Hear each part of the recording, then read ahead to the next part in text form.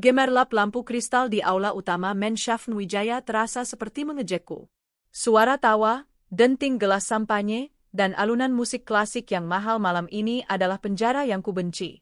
Namaku Renata Wijaya, satu-satunya cucu dan pewaris tunggal Harjono Wijaya, pemilik Wijaya Group, salah satu konglomerat terbesar di negeri ini. Malam ini adalah pesta ulang tahunku yang ke-25. Seharusnya aku bahagia. Tapi yang kulihat hanyalah sekumpulan wajah yang sama. Pria-pria muda dari keluarga terpandang, berjas rapi dengan senyum yang dilatih, semua menatapku dengan tatapan yang sama. Tatapan lapar. Bukan lapar akan diriku, Renata, tapi lapar akan triliunan rupiah yang melekat pada namaku. Renata, selamat ulang tahun, sayang. Suara lembut seorang pria yang baru ku kenal 2 minggu lalu, Rian, putra seorang rekan bisnis kakek. Dia membawakanku kotak beludru kecil berisi kalung berlian yang harganya mungkin setara dengan gaji manajer selama 5 tahun. Terima kasih, Rian, jawabku seulas senyum palsu yang sudah kukuasai. Kamu malam ini cantik sekali. Seperti berlian yang paling murni, pujinya, matanya tak lepas dari wajahku, tapi aku tahu pikirannya melayang ke tumpukan saham dan aset. Aku muak. Muak dengan kepalsuan ini. Muak menjadi tiket emas. Muak dengan pria yang berlomba-lomba, mencintaiku, dengan tidak tulus. Aku rindu menjadi biasa. Aku rindu seseorang menatapku dan melihat aku, bukan saldo rekening bankku. Malam itu, setelah tamu terakhir pulang, aku menghadap kakek di ruang kerjanya. Harjono Wijaya, pria tua bijak dengan tatapan tajam yang masih memimpin kerajaannya dengan tangan besi, meski usianya sudah senja. Kek, panggilku pelan. Rena. Pestanya meriah. Kamu tampak tidak menikmatinya, ujarnya, tanpa menoleh dari jendela besar yang menampakkan kerlip lampu kota. Aku lelah, Kate. Lelah dengan semua ini. Kakek akhirnya berbalik. Lelah menjadi kaya? Itu keluhan yang mewah, cucu. Bukan, sergahku cepat. Aku lelah menjadi target. Aku lelah tidak tahu siapa yang tulus. Aku tidak mau menghabiskan sisa hidupku menikahi pria yang hanya mencintai warisanku. Kakek terdiam lama. Lalu, apa maumu? Izinkan aku pergi, Kate. Izinkan aku hidup dengan caraku sendiri. Aku ingin mencari cinta yang tulus. Aku ingin bekerja. Aku ingin merasa normal, walau hanya sebentar, pintaku dengan suara bergetar. Kakek menatapku dalam. Ada kilat terkejut, tapi kemudian berganti menjadi pengertian, mungkin sedikit kekaguman. Menjadi normal, itu berat, Renata. Jauh lebih berat dari yang kamu bayangkan, kata kakek. Aku siap. Aku tidak mau mewarisi semua ini jika aku harus kehilangan diriku sendiri. Sebuah keputusan besar diambil malam itu. Kakek, dengan berat hati namun juga rasa penasaran, setuju. Kami membuat skenario. Aku, Renata Wijaya, akan melanjutkan studi S3 di luar negeri dalam waktu yang tidak ditentukan. Hanya kakek dan segelintir orang kepercayaannya yang tahu kebenarannya. Minggu depannya, Renata Wijaya terbang ke Swiss. Namun di bandara yang berbeda, seorang gadis bernama Anna turun dari bus kota, membawa 1 koper berisi pakaian sederhana, dan masuk ke sebuah rumah kontrakan kecil di pinggir kota yang padat. Anna. Aku memotong rambut mahalku menjadi sebahu, menukar gaun desainer dengan kaos dan jeans, dan menyimpan semua perhiasanku di brankas tersembunyi. Aku membeli motor bekas untuk transportasi. Dan yang terpenting, aku melamar pekerjaan. Ironisnya, aku melamar di salah satu anak perusahaan Wijaya Group yang bergerak di bidang retail. Tentu saja, aku menggunakan ijazah palsu, yang diam-diam dibantu disiapkan oleh orang kepercayaan kakek agar terlihat sah namun tidak menonjol, dengan nama Anastasia Kirana, lulusan universitas swasta biasa. Aku diterima sebagai staf administrasi junior di divisi pemasaran. Hari pertama bekerja adalah kejutan budaya terbesar dalam hidupku. Kantornya bukan di gedung pencakar langit utama Wijaya Tower, tapi di ruko kompleks perkantoran yang lebih sederhana. Ruang kerjanya cubikle sempit, bukan ruangan pribadi dengan pemandangan kota. Makanku di warteg sebelah kantor, bukan di restoran bintang 5. Dan aku menyukainya.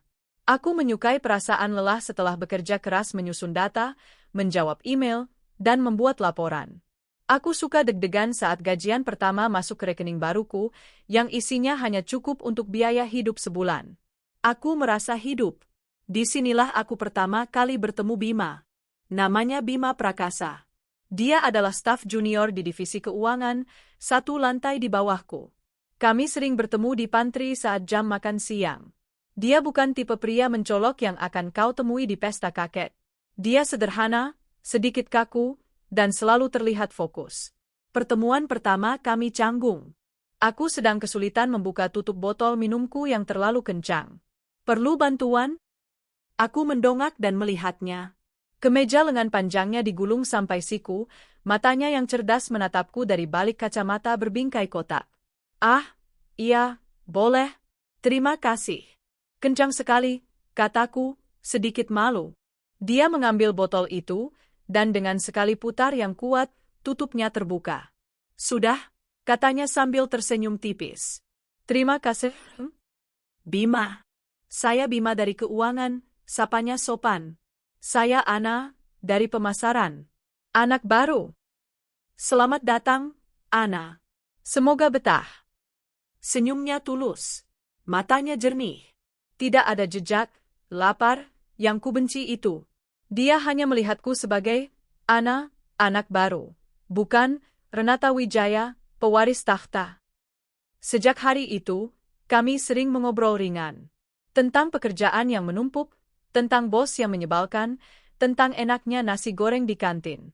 Aku menemukan Bima adalah pria yang santun, pintar, dan sangat tekun. Dia sering lembur, bukan untuk mencari muka, tapi karena dia benar-benar ingin pekerjaannya selesai dengan sempurna. Dia bercerita tentang impiannya membeli rumah kecil untuk ibunya di kampung. Hatiku mulai menghangat. Perasaan yang belum pernah kurasakan sebelumnya mulai tumbuh. Aku jatuh cinta. Aku jatuh cinta pada Bima Prakasa, seorang karyawan biasa yang gajinya mungkin tak cukup untuk membeli sepasang sepatuku yang dulu.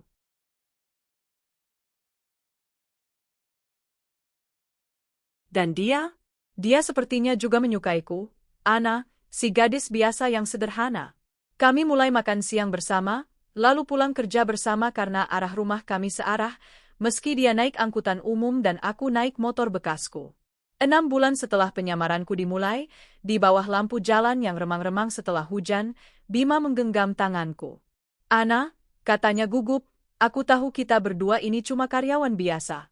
Aku nggak punya apa-apa untuk ditawarkan selain kerja kerasku. Tapi, aku sayang sama kamu. Maukah kamu jadi pacarku? Air mata menggenang di pelupuk mataku. Bukan air mata sedih. Ini adalah air mata kebahagiaan paling murni yang pernah kurasakan. Aku telah menemukannya. Seseorang yang mencintaiku apa adanya, tanpa tahu siapa aku sebenarnya. Aku mau, Bima. Aku mau. Jawabku sambil menangis bahagia. Malam itu, aku adalah wanita paling bahagia di dunia. Aku telah menipu takdir.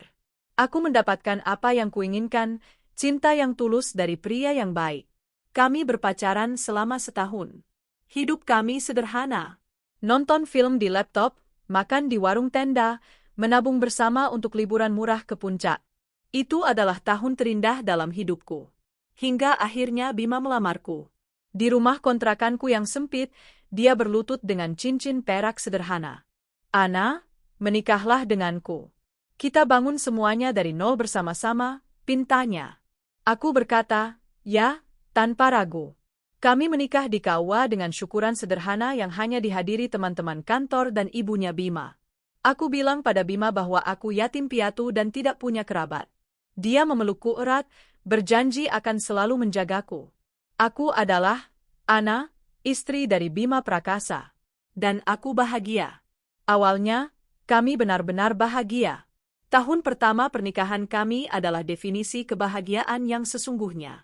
Jauh lebih nyata daripada kemewahan palsu yang dulu ku kenal. Kami tinggal di rumah kontrakan petak 3 ruangan yang sederhana, namun dindingnya penuh dengan tawa. Kami berbagi segalanya. Bima akan mencuci piring sementara aku memasak. Kami akan duduk di lantai ruang tamu beralaskan karpet tipis, merencanakan anggaran bulanan kami dengan kalkulator. Oke, bulan ini kita hemat di pos, jajan kopi. Ya, kata Bima suatu malam, mengerutkan kening sambil melihat catatan pengeluaran kami. Setuju. Aku bisa bikin kopi sendiri di rumah. Lebih enak, jawabku sambil menyandarkan kepala di bahunya. Yang penting, tagihan listrik dan air aman. Dan tabungan untuk ibuku di kampung. Dan tabungan untuk kita, tambahku. Kami adalah tim. Bima Prakasa dan Anastasia Kirana, sepasang suami istri yang berjuang bersama. Aku tidak pernah sekalipun merindukan kehidupan lamaku. Aku tidak butuh pelayan, mobil mewah, atau gaun desainer. Aku punya Bima, dan itu cukup. Bima adalah suami yang luar biasa. Dia santun, tidak hanya padaku, tapi juga pada tetangga. Dia pintar, sering membantuku memahami hal-hal rumit dengan sabar. Dan dia tekun. Dia tidak pernah mengeluh soal pekerjaan, meski aku tahu tekanannya berat. Dia selalu pulang dengan senyuman untukku. Hingga 3 bulan lalu, sebuah keajaiban kecil hadir. Pagi itu aku merasa mual hebat. Sesuatu yang sudah kurasakan beberapa minggu terakhir, tapi selalu kutepis sebagai masuk angin.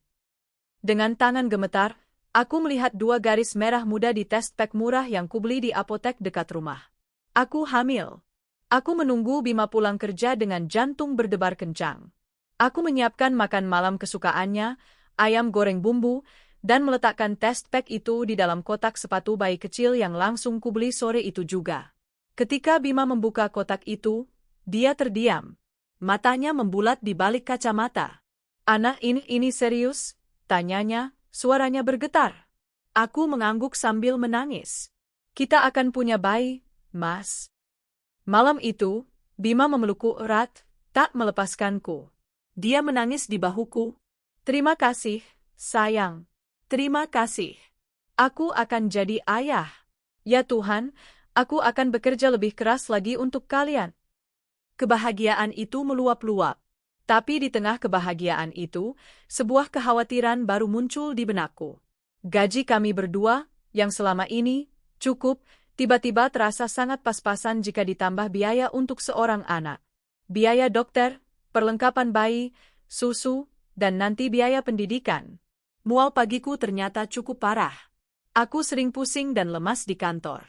Setelah beberapa kali hampir pingsan di bus, aku mengambil keputusan besar. "Mas, aku mau berhenti kerja," kataku pada Bima suatu malam. Bima langsung duduk tegak. "Kenapa, sayang? Apa ada masalah di kantor?" "Bukan. Aku cuma khawatir sama kandungannya. Badanku rasanya nggak kuat kalau harus bolak-balik naik motor atau bus. Aku ingin fokus menjaga bayi kita." Wajah Bima berubah muram. Bukan marah, tapi cemas. "Tapi, nak, kalau kamu berhenti, apa gaji Mas sendiri cukup? Kamu tahu kan?" "Cukup," potongku cepat, menggenggam tangannya. "Kita cukupkan. Kita hemat lagi. Yang penting anak kita sehat dulu." Bima menghela napas panjang, lalu mengelus perutku yang mulai sedikit membuncit. "Baiklah, kalau itu maumu. Kesehatan kamu dan bayi kita adalah nomor 1. Mas akan cari cara. Mas akan lembur lebih banyak, cari proyek sampingan." Hatiku teriris melihat tekad di matanya. Dia pria yang baik. Dia pria yang bertanggung jawab. Dan aku, yang memiliki sumber daya tak terbatas, membiarkannya khawatir tentang uang receh? Disinilah benih keputusan itu tertanam. Setelah aku resmi mengundurkan diri, aku punya banyak waktu luang di rumah kontrakan kami. Di satu sisi, aku menikmati mengurus rumah dan mempersiapkan kedatangan si kecil. Tapi di sisi lain, aku melihat Bima semakin lelah. Dia pulang lebih malam, matanya lebih cekung, tapi dia tidak pernah mengeluh. Aku tidak tahan. Aku mencintainya. Aku ingin dia menafkahiku dengan baik, tapi aku tidak ingin melihatnya hancur karena bekerja terlalu keras. Aku ingin dia punya waktu untukku dan calon bayi kami. Inilah saatnya, Renata, beraksi, meski Ana yang melakukannya. Aku membeli ponsel murah dan kartu SIM sekali pakai. Dari sebuah warung internet di sudut jalan yang berbeda dari lingkungan rumahku, aku menelepon satu nomor. Nomor Satria, tangan kanan kakek. Orang yang paling kakek percaya, dan satu-satunya yang tahu detail penyamaranku. Halo? Suara tenang Satria terdengar. Sat, panggilku pelan, memastikan tidak ada yang mendengar. Ini aku, Rena. Hening sejenak. Nona? Nona baik-baik saja? Apa Nona mau pulang? Aku baik, Sat. Aku belum mau pulang. Aku butuh bantuanmu. Apapun, Nona. Ada seorang karyawan di anak perusahaan retail. Namanya Bima Prakasa. Divisi Keuangan. Bima Prakasa? Kudengar suara ketikan di seberang sana. Ya, Nona. Staf junior. Kinerjanya bagus, ulasannya bersih. Bagus, kataku, merasa sedikit bangga. Aku mau dia dapat promosi. Bukan promosi kecil, Sat. Aku mau dia naik. Cepat. Jadi manajer. Asisten wakil direktur. Sesuatu yang gajinya bisa membuat hidupnya sangat nyaman. Hening lagi. Satria adalah profesional. Dia tidak bertanya, kenapa? Dia hanya bertanya, bagaimana? Nona, promosi sebesar itu akan menarik perhatian. Itu tidak wajar untuk staf junior, jelasnya. Aku tidak peduli, desakku. Atur seolah-olah ada headhunter yang menemukannya. Atau buat seakan ada restrukturisasi mendadak dan posisinya sangat dibutuhkan. Cari keahliannya, tonjolkan itu. Buat terlihat sah. Kamu bisa, Sat. Kakek tidak akan mempekerjakanmu kalau kamu tidak bisa. Saya mengerti, Nona. Akan saya atur melalui divisi SDM pusat. Akan terlihat seperti ada penemuan bakat internal besar-besaran. Tapi ini akan mengubah hidupnya, Nona. Itu tujuanku, kataku. Pastikan tidak ada yang bisa melacak ini padaku. Dan Sat, gajinya. Lipat gandakan. Berikan semua fasilitas yang didapat manajer level itu. Mobil dinas, kartu kredit perusahaan, asuransi kesehatan terbaik. Siap, Nona. Akan selesai dalam 2 minggu. Terima kasih, Sat. Aku menutup telepon, mematahkan kartu SIM, dan membuang ponsel itu ke tempat sampah yang berbeda. Aku pulang ke rumah dengan perasaan campur aduk. Aku merasa lega, tapi juga merasa seperti penipu. Aku telah melanggar aturanku sendiri. Aku telah ikut campur dalam takdir Bima, menggunakan kekuasaanku. Tapi ini demi keluarga kami, batinku mencoba menenangkan diri. Dia pantas mendapatkannya. Dia pekerja keras. 2 minggu kemudian, Bima pulang lebih awal. Wajahnya pucat sekaligus bersemangat. Dia memelukku dan mengangkatku berputar, membuatku tertawa ngeri. Mas, apa-apaan? Ingat, ada baik? Ana, kamu nggak akan percaya ini. Dia menurunkanku, matanya berbinar-binar. Aku dipromosikan. Apa? Dipromosikan? Tanyaku, berpura-pura kaget. Bukan cuma promosi biasa, nah. Aku diangkat jadi asisten manajer keuangan senior. Langsung di bawah Pak Dirga. Gajiku naik 3 kali lipat. 3 kali lipat, Ana. Dan kita dapat mobil dinas. Dan asuransi penuh untuk persalinan kamu. Aku menutup mulutku. Ya Tuhan, Mas, kok bisa? Aku juga nggak tahu. Tiba-tiba saja HRD pusat memanggilku. Mereka bilang mereka sudah memantau kinerjaku selama ini. Mereka bilang ada proyek efisiensi yang pernah kuusulkan dan ternyata itu jadi pertimbangan besar. Ya Tuhan, Ana, kerja kerasku akhirnya dilihat. Dia memelukku lagi. Kita berhasil, sayang. Mas bisa menafkahi kamu dengan sangat baik. Kita bisa pindah dari kontrakan ini. Kita cari rumah yang lebih bagus untuk anak kita. Melihat kebahagiaannya yang murni, rasa bersalahku menguap. Aku telah melakukan hal yang benar. Dia mengira ini adalah hasil kerja kerasnya, dan itu bagus. Itu akan membangun kepercayaan dirinya. Aku bangga sekali sama kamu, Mas, bisikku tulus. Dan sejak saat itulah, segalanya mulai berubah. Kami pindah ke sebuah rumah di klaster yang asri, 2 lantai dengan taman kecil di belakang. Bima benar-benar mendapatkan mobil dinas, sebuah sedan hitam yang mengkilap. Aku, yang sedang hamil besar, akhirnya bisa menikmati kenyamanan. Aku tidak perlu lagi khawatir soal biaya periksa kehamilan di rumah sakit yang bagus. Namun, kenyamanan itu ada harganya. Jabatan baru Bima menuntut lebih banyak. Jauh lebih banyak. Dia kini mengepalai tim. Rapat-rapat maraton menjadi menu hariannya. Perjalanan dinas keluar kota mulai sering terjadi. Mas harus ke Surabaya 3 hari. Nah, ada audit, katanya suatu hari. Mas harus dinner dengan klien malam ini, pulangnya bakal larut, katanya di hari lain. Awalnya aku mengerti. Aku mendukungnya penuh. Aku akan menyiapkan air hangat saat dia pulang, memijat bahunya yang kaku. Aku adalah istri yang setia dan suportif. Tapi saat kandunganku memasuki bulan ke-8, aku mulai merasa kesepian. Rumah baru kami terasa terlalu besar dan terlalu sepi. Bima semakin jarang di rumah. Dan saat dia di rumah, dia berbeda. Dia tidak lagi meletakkan ponselnya sembarangan di meja. Ponsel itu selalu bersamanya. Entah di sakunya, atau diletakkan terbalik di meja. Notifikasi yang dulu bebas kulihat, kini disetel senyap. Mas, sibuk banget ya? Tanyaku suatu malam, saat melihatnya masih mengetik di ponselnya pukul 11 malam, padahal dia bilang sudah pulang. Kerjaan? Nah. Grup kantor nggak ada matinya, jawabnya singkat, matanya tak beralih dari layar. Aku mencoba mendekat, memeluk lengannya. Udah malam, Mas. Besok lagi. Dia sedikit tersentak, seperti kaget. Iya, sebentar lagi. Kamu tidur duluan saja. Jangan tungguin. Malam itu, untuk pertama kalinya, aku tidur memunggunginya. Ada rasa dingin yang aneh menjalari hatiku. Alasan, sibuk, itu menjadi mantra barunya. Jarang pulang? Sibuk. Selalu pegang HP? Sibuk. Di telepon tidak diangkat? Sibuk. Aku mencoba menepis semua pikiran buruk. Aku sedang hamil.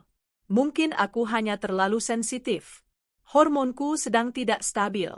Suamiku sedang bekerja keras untukku dan anak kami. Aku harus percaya padanya. Aku sedang berusaha keras mempercayainya, sampai malam itu. Aku terbangun jam 2 pagi karena ingin ke kamar kecil. Aku meraba sisi tempat tidurku. Kosong. Bima belum pulang. Padahal dia berjanji akan pulang cepat malam ini karena aku ada jadwal periksa kandungan besok pagi. Aku meneleponnya. Tidak diangkat. Lagi. Aku turun ke dapur untuk minum saat kudengar suara mobilnya masuk ke garasi. Aku bergegas ke pintu depan, siap untuk mengomel sedikit. Pintu terbuka. Bima masuk, sedikit terkejut melihatku menunggunya. Loh, kok belum tidur, sayang? Tanyanya, sambil melepas dasinya. Nungguin kamu. Katanya mau pulang cepat. Maaf, nah. Ada meeting mendadak. Kliennya minta ketemu di luar. Dia mendekat untuk mencium keningku, tapi aku menghentikannya. Aku mencium sesuatu. Bukan bau asap rokok rekan kerjanya. Bukan bau kopi. Itu bau parfum. Parfum wanita. Dan sangat menyengat. Kamu dari mana, Mas? Tanyaku, suaraku datar. Kan Mas sudah bilang, meeting sama klien. Klien yang pakai parfum semanis ini. Wajah Bima berubah tegang. Kamu ngomong apa, sih? Yaitu bau parfum kliennya lah. Dia wanita. Masa Mas harus milih-milih klien? Dia berjalan melewatiku. Sudahlah, Mas capek. Mau mandi. Malam itu, aku tidak bisa tidur. Aku berbaring diam, pura-pura terlelap saat dia akhirnya naik ke tempat tidur. Jantungku berdebar sangat kencang, lebih kencang daripada saat aku memutuskan untuk meninggalkan hidup lamaku. Ini bukan sekadar firasat. Ini adalah awal dari sebuah kehancuran. Dan ironisnya, aku yang telah memberinya alat untuk menghancurkanku. Perutku sudah membuncit sempurna, memasuki bulan ke-9. Setiap tendangan kecil di dalam rahimku adalah pengingat satu-satunya kebahagiaan yang tersisa di rumah yang terasa hampa ini. Rumah klaster yang dulu kuanggap sebagai berkah, kini terasa seperti sangkar emas yang dingin. Bima semakin jarang di rumah, dan bahkan ketika dia ada, tubuhnya saja yang hadir. Pikirannya dan hatinya melayang di tempat lain. Hari itu hari Minggu. Seharusnya hari keluarga. Bima sudah berjanji akan menemaniku ke toko perlengkapan bayi untuk membeli ranjang. Tapi pagi itu, sebuah pesan singkat masuk. Nah, maaf banget. Ada kerjaan mendadak. Urgent dari direksi. Kamu pergi sama taksi online aja, ya. Nanti Mas ganti. Lagi.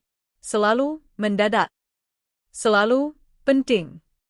Aku menghabiskan hari itu sendirian, mengelus perutku sambil menahan air mata.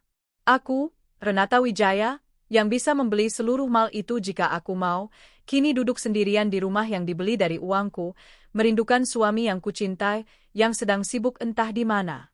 Sore itu, sekitar jam 4, aku sedang melipat baju-baju bayi mungil di ruang tamu ketika aku mendengar suara mobil Bima di garasi. Jantungku berdebar sedikit lebih cepat. Tumben dia pulang sore di hari Minggu. Aku beranjak berdiri, sedikit susah payah karena bebanku, berniat menyambutnya di pintu. Mas sudah peu? Ucapanku terhenti di tenggorokan. Pintu depan terbuka. Bima masuk. Dan dia tidak sendirian. Seorang wanita cantik, tinggi, dengan rambut brunette bergelombang yang tergerai sempurna. Dia mengenakan gaun bodycon berwarna merah marun yang memeluk lekuk tubuhnya, dan sepatu hak tinggi yang berketuk di lantai marmer kami. Aroma parfumnya yang manis dan kuat, parfum yang sama dengan yang kucium di kemeja Bima malam itu, langsung memenuhi ruangan. Dia menatapku dari atas ke bawah. Matanya menyapu daster hamilku yang sederhana, rambutku yang kuikat seadanya, dan wajahku yang tanpa riasan. Ada senyum tipis di bibirnya, senyum yang merendahkan. Bima tampak gugup, tapi juga pasrah. Dia bahkan tidak berani menatap mataku. Mas, suaraku bergetar. Siapa ini? Bima menghela napas panjang, seperti sedang mempersiapkan diri untuk sesuatu yang besar. Ana, duduk dulu. Kita perlu bicara. Aku nggak mau duduk. Aku tanya, siapa dia? Desakku, tanganku tanpa sadar memegangi perutku, seolah melindunginya. Wanita itu tertawa kecil, suara tawa yang dibuat-buat. Sayang, kamu belum bilang sama dia, katanya pada Bima, suaranya manja, namun matanya tajam menatapku. Bima akhirnya mengangkat wajahnya. Dan aku melihatnya. Pria di depanku ini bukan lagi Bimaku. Bukan lagi pria santun dan sederhana yang kutemui di pantry. Matanya dingin, ada arogansi yang baru di sana. Dia telah menjadi pria yang selalu kubenci. Ana, kenalkan. Ini Sinta, katanya dengan suara datar. Sinta? Dia pacarku. Dunia seakan berhenti berputar. Udara terasa terisap habis dari paru-paruku. Pacar? Kamu gila, Mas? Aku ini istrimu. Aku lagi hamil anak kamu. Teriakku, suaraku pecah. Justru karena kamu lagi hamil, aku mencoba bersabar selama ini. Ana, bentak Bima, dan aku tersentak kaget. Dia tidak pernah membentakku. Aku sudah nggak bisa pura-pura lagi. Sinta ini mantan pacarku. Dulu, kami terpaksa putus karena orang tuaku nggak setuju. Dan sekarang, setelah aku jadi orang, kami bertemu lagi. Dan kami sadar, kami masih saling mencintai. Lututku lemas. Aku hampir jatuh jika tidak berpegangan pada sofa. Jadi, semua, lembur, kamu, perjalanan dinas, kamu, itu semua sama Sinta, tanyaku getir. Bukan urusanmu, potong wanita bernama Sinta itu ketus. Dengar ya, Ana. Seharusnya dari awal Bima itu menikah sama aku. Kamu itu cuma kecelakaan. Pengisi waktu kosong dia pas dia lagi susah. Sinta, jaga bicaramu, kata Bima, tapi nadanya tidak tegas. Kenapa, Mas? Dia harus tahu. Kamu itu bosankan sama dia. Sinta menatapku lagi, kali ini dengan tatapan penuh kemenangan. Kamu lihat dirimu di cermin. Kucel, gendut, nggak keurus. Pantes aja Bima bosan. Dia sekarang asisten manajer senior, levelnya udah beda. Dia butuh pendamping yang selevel. Bukan istri rumahan yang bisanya cuma minta uang. Cukup, Raungku. Pergi kamu dari rumah ini. Ini rumahku. Rumahmu? Sinta tertawa lagi. Ini rumah yang dibeli Bima. Atas nama Bima. Kamu itu cuma numpang di sini. Aku menatap Bima, mencari pembelaan. Tapi dia membuang muka. Hatiku hancur berkeping-keping. Pria yang kucintai, yang kupikir tulus mencintaiku saat aku tidak punya apa-apa, kini telah berubah menjadi monster setelah aku memberinya segalanya. Uang dan jabatan yang kuberikan secara diam-diam untuk membahagiakannya justru menjadi senjata yang kini membunuhku. Mas, apa ini semua? Apa maumu? Tanyaku lirih, air mata sudah mengalir deras. Bima menatapku, tatapannya dingin. Ana, aku tahu ini berat. Tapi aku nggak mungkin ninggalin Sinta. Dan aku nggak mungkin menceraikan kamu saat kamu lagi hamil. Itu akan merusak reputasiku. Lalu, aku mau poligami. Satu kata itu, poligami. Rasanya seperti ada petir yang menyambarku di siang bolong. Pria yang dulu berjanji membangun hidup dari nol bersamaku, kini ingin membagi cintanya. Tidak, cintanya sudah tidak ada. Dia ingin membagi statusnya sebagai suami. Kamu mau aku menerima dia? Tanyaku tak percaya, menunjuk Sinta dengan jari gemetar. Kenapa enggak? Sahut Sinta cepat. Aku bisa jadi istri pertama. Kamu jadi istri kedua. Atau terserah Bima lah yang atur. Yang penting kamu sadar posisi. Kamu di rumah, urus anak. Aku yang temani Mas Bima di acara-acara penting. Diam kamu, pelakor. Teriakku sekuat tenaga. Aku nggak sudi. Aku nggak mau. Mas Bima, pilih. Aku atau dia. Aku menatap Bima, memberinya satu kesempatan terakhir. Kesempatan untuk Bimaku yang dulu, yang santun dan baik hati, untuk kembali. Bima terdiam lama. Dia menatap Sinta, lalu menatapku. Ana, jangan paksa aku, katanya pelan. Aku nggak bisa milih. Aku butuh Sinta untuk karirku, dan kamu ibu dari anakku. Butuh dia untuk karirmu? Tanyaku sinis. Karir yang mana, Mas? Karir yang aku? Aku hampir saja keceplosan.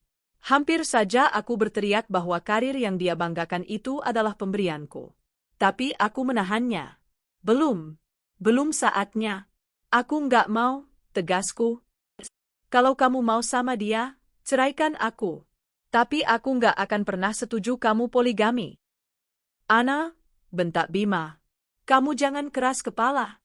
Pikirkan anak kita. Kamu mau dia lahir tanpa ayah. Lebih baik dia lahir tanpa ayah daripada punya ayah pengkhianat kayak kamu. Amarah Sinta memuncak. Dia tidak terima aku menolak mentah-mentah. Dasar perempuan nggak tahu diri. Udah dikasih hidup enak sama Bima, malah ngelunjak. Kamu pikir Bima masih cinta sama kamu, hah? Ini urusanku sama suamiku. Kamu orang ketiga, nggak usah ikut campur, balasku. Oh, aku akan ikut campur. Sinta maju selangkah, wajahnya penuh kebencian. Karena aku yang akan jadi Nyonya Prakasa yang sebenarnya. Dan kamu. Dia menatap perut buncitku dengan jijik. Mungkin lebih baik anak itu nggak usah lahir, jadi Bima bisa menceraikan kamu tanpa beban. Sinta, cukup. Bima berteriak, tapi terlambat. Amarahku sudah di ubun-ubun. Kurang ajar kamu. Aku mengangkat tanganku, hendak menamparnya. Tapi Sinta lebih cepat. Dia melihat gerakanku, dan dengan satu dorongan kuat, dia mendorong bahuku. Anak, aku sedang hamil besar. Keseimbanganku tidak sempurna. Dorongan itu tidak terlalu keras, tapi cukup untuk membuatku terhuyung ke belakang. Kakiku tersandung tepi karpet. Dan aku jatuh. Aku jatuh terlentang, dan bagian belakang tubuhku menghantam lantai marmer yang dingin dengan keras. Rasa sakit yang luar biasa menjalar dari punggung bawahku. Tapi itu bukan yang terburuk. Yang terburuk adalah rasa sakit yang tajam dan menusuk di perutku. Kram yang hebat, yang belum pernah kurasakan sebelumnya. Aku melihat ke bawah. Di antara kedua kakiku, di atas dasterku yang berwarna cerah, cairan bening mulai merembes. Dan kemudian, disusul oleh sesuatu yang kental. Darah. Masa? Rintihku, menatap Bima dengan pandangan ngeri. Bima. Darah itu semakin banyak. Aku akan kehilangan bayiku. Waktu terasa berhenti. Aku terbaring di lantai marmer yang dingin, genangan darah di bawahku semakin melebar. Rasa sakit di perutku adalah siksaan yang tak terperi, seperti ada yang merobek-robek rahimku dari dalam. Tapi rasa sakit itu tidak ada apa-apanya dibanding pemandangan di depanku. Bima, tolong. Rintihku, mengulurkan tanganku yang gemetar. Mas, anak kita sakit? Bima berdiri kaku, matanya terbelalak ngeri melihat darahku. Dia pucat pasi. Untuk sesaat, aku melihat Bimaku yang dulu, pria yang panik, pria yang takut. Mas, apa yang kamu lihat? Ayo, bantu aku. Panggil ambulans, teriakku. Tapi Sinta, iblis berwujud manusia itu, bergerak lebih dulu. Dia mencengkeram lengan Bima. Mas, jangan, desisnya panik. Ini pasti cuma akal-akalannya dia. Dia drama. Drama? Kamu lihat ini darah, raungku. Bima? Sayang, ayo kita pergi. Sinta menarik Bima dengan paksa. Kalau kita di sini, kita bisa dituduh. Ini bisa merusak reputasi kamu. Dia pasti sengaja menjatuhkan diri. Ayo, Mas. Tapi, Bima menatapku, ada keraguan di matanya. Bima, panggilku sekali lagi. Suaraku putus asa. Bima menatap darahku. Lalu dia menatap Sinta. Lalu dia menatapku lagi. Dan di sanalah aku melihat keputusan itu dibuat. Mata Bima yang dulu hangat berubah menjadi dingin dan kosong. Dia memalingkan wajahnya dariku. Dia, suamiku, ayah dari anak yang sedang sekarat di dalam kandunganku, berbalik. Mah? Bisikku, tak percaya. Ayo, sayah. Biar dia urus dirinya sendiri. Paling-paling nanti dia telepon temannya, kata Sinta, suaranya penuh kemenangan. Dan mereka berjalan keluar. Aku mendengar pintu depan ditutup dengan pelan. Hening. Mereka pergi. Dia meninggalkanku. Dia meninggalkanku sendirian, terbaring dalam genangan darahku sendiri, untuk menyelamatkan reputasinya bersama wanita selingkuhannya. Kehancuran itu total. Rasa sakit fisikku dilahap oleh kehancuran emosional yang luar biasa. Cinta yang kubangun, pengorbanan yang kulakukan, penyamaran yang kujalani demi menemukan cinta tulus, semuanya berakhir di sini. Di lantai yang dingin ini. Baikku, ya Tuhan, baikku. Aku tidak bisa mati di sini.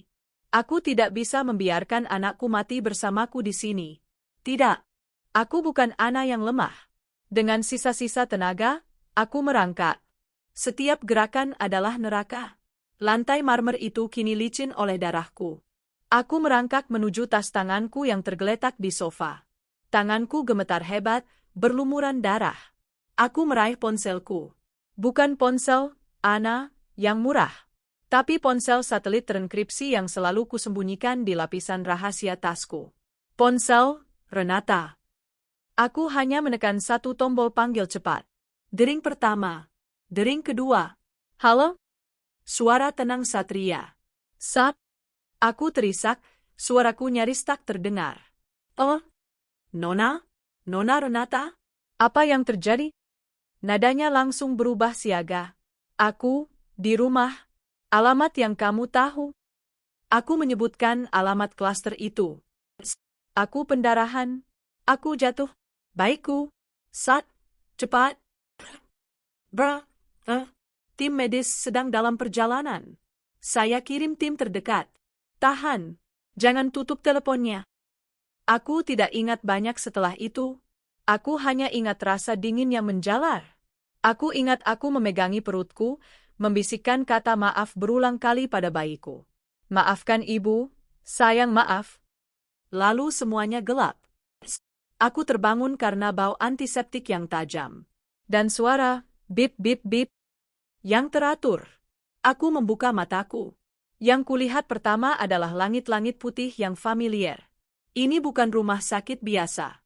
Ini adalah Presidential Suite di RS Wijaya International. Rumah sakit milik keluargaku. Perlahan aku melihat ke bawah. Perutku terasa ringan, kosong. Rasa hampa yang mengerikan itu langsung menyergapku. Nona? Nona sudah sadar? Aku menoleh. Satria berdiri di sudut ruangan, wajahnya tegang. Di samping tempat tidurku, Seorang pria parubaya berkacamata yang kukenal sebagai Dr. Wibowo, dokter pribadi keluarga kami, berdiri dengan map di tangannya. Suaraku serak. Baikku. Baikku mana? Dr. Wibowo menunduk sejenak. Dia tidak bisa menatap mataku. Nona Renata, katanya pelan, suaranya penuh duka. Kami sudah berusaha semaksimal mungkin. Anda tiba dengan pendarahan hebat. Benturan di punggung dan tulang ekor Anda terlalu keras. Terjadi solusio plasenta. Plasentanya lepas dari dinding rahim. Aku menutup mataku. Aku sudah tahu jawabannya. Katakan saja, Dok, bisikku. Kami berhasil menyelamatkan Anda, Nona. Tapi janinnya laki-laki. Usia 36 minggu, dia tidak bisa diselamatkan. Kami sangat menyesal atas kehilangan Anda. Kehilangan. Satu kata yang terasa begitu kecil untuk menggambarkan lubang hitam raksasa yang baru saja menelanku. Anakku, putraku, dia hampir siap untuk lahir. Aku sudah menyiapkan nama untuknya. Arga. Dan sekarang dia tiada. Air mata tidak keluar. Yang ada hanyalah rasa hampa yang dingin. Satria mendekat. Nona, kakek Anda sudah diberitahu. Beliau sedang dalam perjalanan ke sini. Beliau murka. Bima Prakasa dan wanita itu, mereka tidak ada di rumah saat tim saya tiba. Mereka menghilang. Tentu saja mereka menghilang. Mereka lari. Amarah. Sesuatu yang dingin, keras, dan tajam mulai tumbuh di dalam kehampaanku. Menggantikan kesedihan. Mengisi kekosongan. Aku, Renata Wijaya, pewaris Wijaya Group. Aku menyamar mencari cinta, dan aku menemukannya. Lalu aku menghancurkannya dengan tanganku sendiri. Aku memberinya kekuasaan, dan dia menggunakannya untuk membunuhku dan anakku. Bima? Desisku. Sinta? Nona? Tanya Satria. Aku menatap Satria, dan dia sedikit terkejut melihat mataku. Aku yakin mata, Ana, yang lembut sudah mati. Yang menatapnya kini adalah mata Renata Wijaya. Satria, kataku, suaraku dingin dan stabil, meski tubuhku hancur. Aku mau kamu kumpulkan semua data. Semua? Data apa, Nona? Semua data tentang Bima Prakasa. Sejak dia dipromosikan. Aku mau setiap jejak kartu kredit perusahaan. Setiap kwitansi hotel. Setiap booking penerbangan. Setiap transfer uang. Aku tahu aku menyuruhmu memberinya fasilitas. Sekarang aku mau tahu bagaimana dia menyalahgunakannya. Aku berhenti sejenak, mengatur napas. Rumah yang kami tempati, itu dibeli pakai uang perusahaan, kan? Sebagai bagian dari fasilitas? Benar, Nona. Diambil dari dana diskretionari direksi, atas perintah Anda. Bagus, senyumku sinis. Lalu, wanita itu, Sinta, cari tahu siapa dia. Dari mana asalnya? Apa pekerjaannya? Di mana keluarganya? Aku mau tahu segalanya. Sampai ukuran sepatunya. Satria mengangguk, matanya mengeras, memahami. Saya mengerti, Nona. Anggap sudah selesai. Aku akan menghancurkan mereka, Satria, bisikku, lebih pada diriku sendiri. Mereka mengambil anakku. Aku akan mengambil segalanya dari mereka. Mereka akan merasakan apa artinya menjadi miskin. Apa artinya kehilangan segalanya. Aku sembuh, lanjutku. Dan aku akan pulang. Ke Menschaffen, Nona? Tidak, aku menatap lurus ke depan. Aku akan pulang ke rumah itu. Aku mau melihat tempat kejadian perkaranya sekali lagi. Aku mau lihat apa yang ditinggalkan si pengecut itu. Aku berbaring kembali. Rasa sakit di tubuhku kembali terasa, tapi itu hanya bahan bakar. Ana sudah mati, Satria. Dia mati bersama bayinya. Sekarang, yang tersisa hanya aku. 2 hari setelahnya, kakek datang. Ruangan Presidential Suite itu mendadak terasa sesak oleh auranya. Harjono Wijaya masuk, tidak dengan kursi roda seperti yang sering ia gunakan di rumah untuk bersantai, tapi berjalan tegap dengan tongkat eboni berukir naga di tangannya. Wajahnya keras, lebih keras dari batu pualam. Di belakangnya, Satria berdiri kaku seperti patung. Kakek, sapaku, suaraku masih lemah. Aku mencoba untuk duduk, tapi jahitan pasca operasi masih terasa nyeri. Tetap berbaring, cucu. Suara kakek dalam dan berat. Dia berjalan ke sisi tempat tidurku. Matanya yang tajam menatapku lama, seolah memindai setiap inci jiwaku. Kamu sudah membuat kekacauan besar, Renata. Aku menunduk. Aku tahu, Kek. Bukan, katanya, mengejutkanku. Bukan itu maksud kakek. Kamu tidak membuat kekacauan. Kamu terjebak dalam kekacauan yang dibuat oleh pria bodoh. Dia menghela napas panjang. Kakek salah telah membiarkanmu pergi. Kakek meremehkan betapa kejamnya dunia luar bagi orang yang tulus. Bukan salah kakek. Ini salahku. Aku naif, kataku getir. Aku memberinya pisau untuk menusukku. Dan dia menggunakannya, sambung kakek, tidak hanya untuk menusukmu, tapi untuk membunuh cicitku. Mata kakek berkilat. Satria sudah melaporkan semuanya padaku. Pria itu, Bima Prakasa. Dan wanita jalang itu, Sinta. Aku? Kakek tahu apa yang akan kamu lakukan, Rena, potongnya. Dan kakek tidak akan menghentikanmu. Dulu, kakek membangun kerajaan ini dari nol. Kakek menghancurkan siapa saja yang menghalangi jalan kakek. Darah itu ada di dalam dirimu. Dia menepuk tanganku pelan, tapi genggamannya kuat. Hancurkan dia. Buat dia menyesal telah dilahirkan. Buat dia mengemis di jalanan. Gunakan semua yang kakek miliki. Aku mengangguk, rasa dingin menjalari tulang punggungku. Ini adalah restu. Ini adalah deklarasi perang. Tapi, lanjut kakek, setelah ini selesai. Setelah kamu puas, pulanglah, Renata. Pulanglah ke tempatmu yang seharusnya. Di sisiku. Pimpin perusahaan ini bersamaku. Jangan biarkan tragedi ini mendefinisikanmu. Jadikan ini pelajaran. Aku janji, Kate, setelah aku membuat mereka membayar. Bagus, kata kakek. Sekarang, pulihkan dirimu. Satria akan mengurus segalanya. Seminggu kemudian, aku diizinkan pulang. Tubuhku masih lemah, tapi jiwaku sudah sekeras baja. Sesuai permintaanku, Satria tidak membawaku ke Menshavn Wijaya. Dia membawaku kembali ke rumah klaster itu. Rumah neraka. Saat aku melangkah masuk, sisa-sisa noda darahku di lantai marmer sudah dibersihkan oleh tim Satria. Tapi aku masih bisa melihatnya. Aku masih bisa mencium bau anyir ketakutan dan pengkhianatan. Rumah itu sepi. Terlalu sepi. Dia sudah mengambil semua barangnya, Nona, lapor Satria yang berdiri di ambang pintu, menolak masuk lebih jauh. Aku berjalan pelan, memegangi perutku yang kini rata dan kosong. Aku masuk ke kamar tidur kami. Kamar tidurku. Benar saja. Lemari di sisi Bima sudah kosong melompong. Tidak ada lagi kemeja kerjanya, tidak ada lagi jam tangannya, tidak ada lagi jejaknya. Dia sudah pindah. Pindah ke kehidupan barunya bersama Sinta. Aku berjalan ke kamar bayi. Kamar yang sudah kusiapkan dengan penuh cinta. Ranjang bayi yang akhirnya kubeli sendiri hari itu. Boneka-boneka. Baju-baju mungil yang sudah kulipat rapi. Semuanya masih di sana. Menertawakan kebodohanku. Aku menutup pintunya pelan. Aku tidak sanggup. Kembali ke ruang tengah, aku melihat sesuatu di atas meja kopi. Sesuatu yang sengaja ditinggalkannya untukku. Sebuah amplop coklat. Dengan tangan gemetar karena amarah, bukan karena lemah, aku membukanya.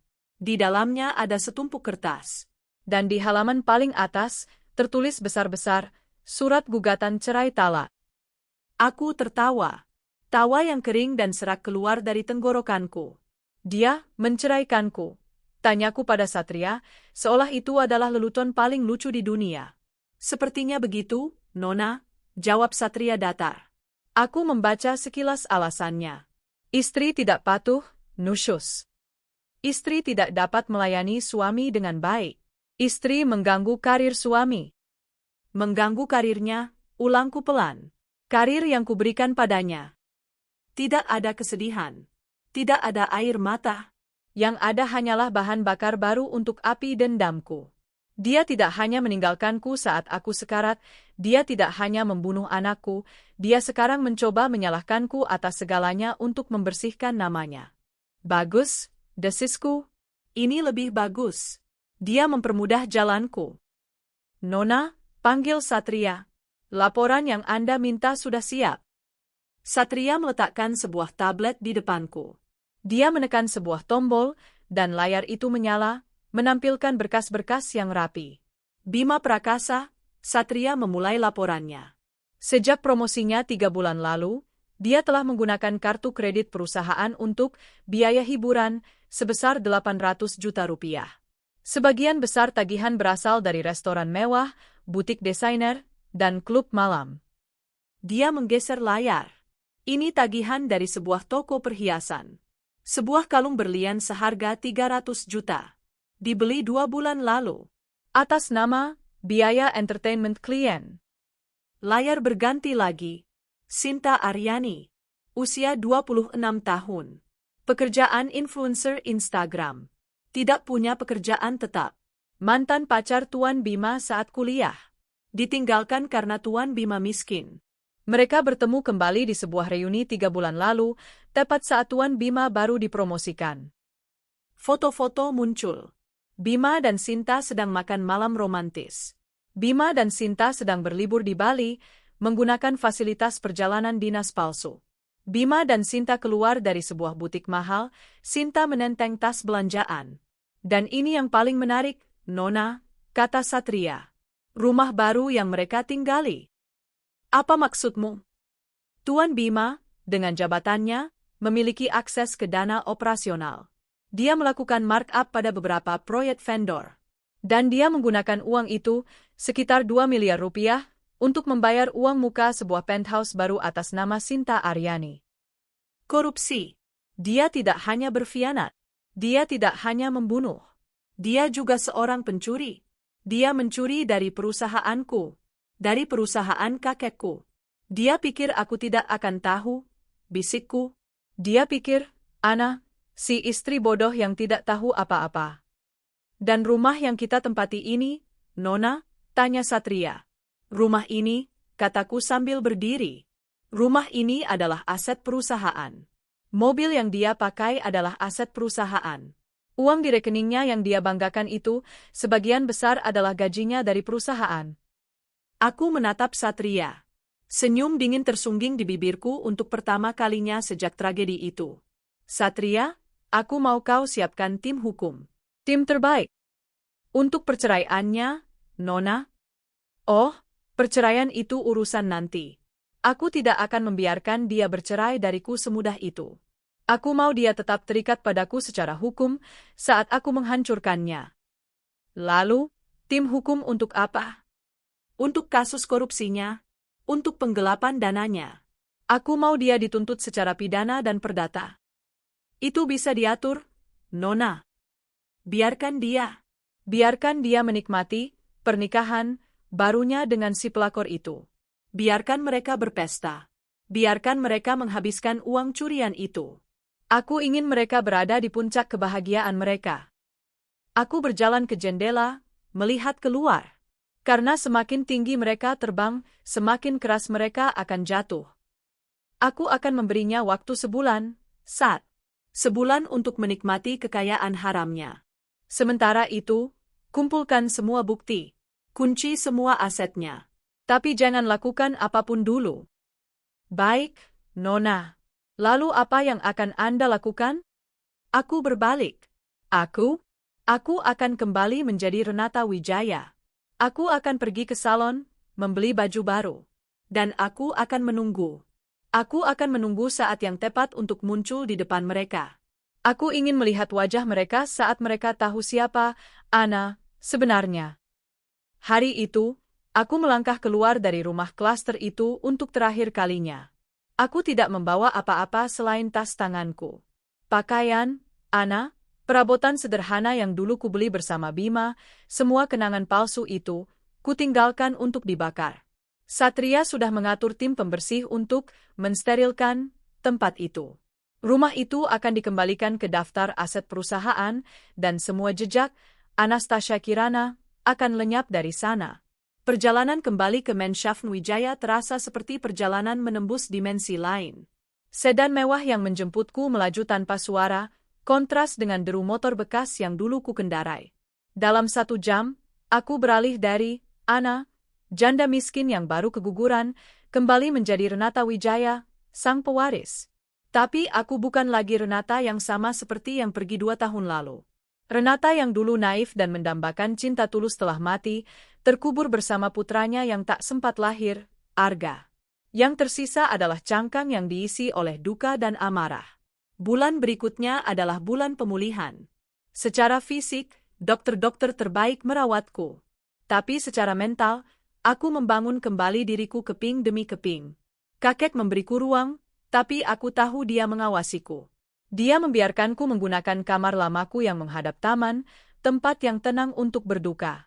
Ada hari-hari di mana aku hanya duduk di depan jendela, memeluk bantal, hampa. Bayangan darah di lantai marmer itu, wajah Bima yang memalingkan muka, tawa Sinta, semua berputar di kepalaku. Tapi setiap kali air mata hendak jatuh, aku mengubahnya menjadi es. Duka ini bukan untuk ditangisi, duka ini adalah bahan bakar. Ana sudah mati, tapi penampilannya masih tersisa. Rambutku yang kusam dan sebahu, kulitku yang tak terawat, pakaian sederhanaku. Sudah waktunya mengubur, Ana, selamanya, gumamku pada bayanganku di cermin suatu pagi. Aku memanggil tim makeover terbaik ke Menshavn. Rambutku dirawat, dipotong dengan gaya bob asimetris yang tajam dan elegan, diwarnai hitam legam yang berkilau. Wajahku kembali mendapat perawatan intensif. Lemari pakaianku yang berisi jeans dan kaos disingkirkan, diganti dengan deretan power suit dari desainer ternama, gaun-gaun berpotongan tegas, dan sepatu hak tinggi yang siap menginjak siapapun. Saat aku bercermin seminggu kemudian, Ana benar-benar hilang. Yang menatap balik adalah Renata Wijaya. Matanya dingin, bibirnya terkatup dalam garis tegas, dan auranya memancarkan kekuasaan. Aku siap. Selama masa pemulihanku, Satria bekerja tanpa henti. Setiap pagi, dia memberiku laporan di tablet khusus. Selamat pagi, Nona, katanya suatu hari, 2 minggu setelah aku kembali ke Menshavn. Target kita tampaknya sangat menikmati hidup. Dia menunjukkan sebuah layar. Itu adalah akun Instagram Sinta Aryani. Akun yang kini di set publik, penuh dengan pameran kekayaan. Foto pertama, Sinta memamerkan cincin berlian besar di penthouse baru mereka. Caption, akhirnya, disinilah aku seharusnya berada. Blessed living my best life, Mrs. Prakasa 2B. Foto kedua, Sinta berpose di depan mobil sport baru, bukan lagi mobil dinas sedan hitam, tapi mobil sport merah yang dibeli Bima dari uang korupsinya. Caption, suamiku tahu yang terbaik untuk ratunya. Nggak sabar buat pesta kita, sayang. Foto ketiga, undangan digital. Resepsi pernikahan Bima Prakasa Sinta Aryani. Diadakan di salah satu ballroom hotel paling mewah di kota. Mereka sudah menikah, Nona, lapor Satria. Sepertinya mereka menikah siri tepat setelah Tuan Bima meninggalkan Anda, dan sekarang mereka mengadakan resepsi besar-besaran untuk mengumumkannya secara resmi. Pestanya lusa. Pesta yang sangat mewah, desisku, mengenali nama hotel itu. Itu salah satu hotel termahal. Mereka benar-benar menghabiskan uangku dengan baik. Bima Prakasa juga sangat percaya diri, Nona, lanjut Satria. Dia pikir, Ana, sudah kabur pulang kampung, terlalu malu dan miskin untuk melawan. Dia bahkan tidak tahu Anda keguguran. Dia pikir Anda hanya pendarahan biasa. Dan surat gugatan cerainya? Kenapa dengan surat itu? Dia mendaftarkannya, tapi karena Anda tidak pernah muncul di pengadilan, prosesnya terhenti. Dia tidak peduli. Dia pikir Anda tidak akan pernah muncul. Dia sudah merasa menang. Biarkan dia merasa menang, kataku dingin. Biarkan mereka mengadakan pesta termewah mereka. Biarkan mereka merasa seperti raja dan ratu dunia. Lusa harinya, di malam resepsi mereka, aku duduk di ruang kerja kakek di Menshavn. Satria memasang layar besar yang terhubung dengan drone kecil dan beberapa tamu yang dipekerjakan Satria di dalam pesta itu. Aku melihatnya. Bima, dalam setelan jas yang sangat mahal, tampak sombong dan penuh kuasa. Dia menyalami tamu-tamu, yang mungkin adalah rekan-rekan bisnis barunya. Dia bukan lagi Bimaku yang sederhana. Dia adalah monster yang kubiayai. Dan Sinta, dia tampak seperti pemenang lotre. Gaun pengantinnya berlebihan, perhiasannya berkilauan. Dia bergelayut manja di lengan Bima, tertawa penuh kemenangan. Mereka memotong kue pernikahan setinggi 7 tingkat. Mereka bersulang sampanye.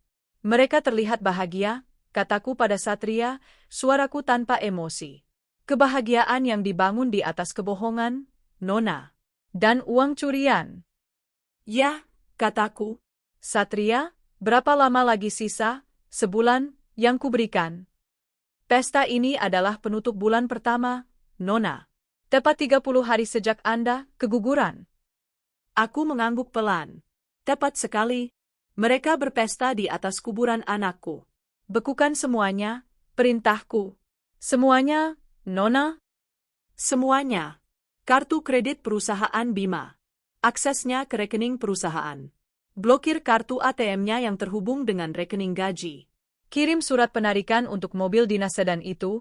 Aku tidak peduli dia punya mobil sport, tarik fasilitasnya. Siap, Nona. Rumah klaster yang kutinggali. Segel. Pasang papan, aset disita oleh Wijaya Group. Dan penthouse serta mobil sport merahnya, Nona? Itu dibeli atas nama Sinta dengan uang korupsi. Itu bagian dari tuntutan pidana, kataku. Tim hukum sudah siap? Sudah. Laporan ke kepolisian dan kejaksaan tinggal dikirim. Bukti penggelapan dana sudah lengkap. Bagus. Tapi jangan kirim dulu, kataku. Aku ingin memberi mereka kejutan kecil dulu. Aku ingin mereka merasakan miskin sebelum aku menjebloskan mereka ke penjara. Aku berdiri. Pesta yang indah. Sayang sekali itu adalah pesta terakhir mereka. Aku mematikan layar. Aku perlu membeli beberapa perlengkapan rumah, kataku santai. Satria menatapku, bingung. Perlengkapan rumah, Nona? Ya, untuk Menschaffen ini. Aku ingin mengganti beberapa dekorasi. Sepertinya besok aku akan pergi ke mall. Mall terbesar di kota. Senyum tipis tersungging di bibir Satria. Dia mengerti. Mall Wijaya Plaza, Nona? Pilihan yang sangat baik. Tentu saja, kataku.